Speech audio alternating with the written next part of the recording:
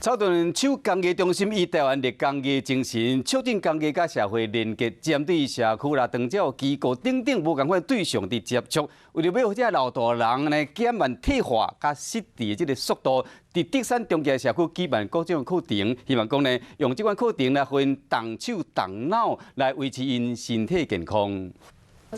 草屯手工艺中心为着增加工艺和社会连结，针对时大人来开课。伫德山的中街社区开设拿捏课程，要上课之前，老师先向大家小解拿捏的食物。老年人能够手、脑、眼都能够一起做，然后他就能够做到他们喜欢的东西。 希望会当透过趣味的课程，让时大人动手动头壳，减慢身体退化。来参加的成员拢是头一摆来接触，感觉真趣味。唔但会当用上天然的食物烧水、黏茶啊，阁会使熟悉真侪好朋友。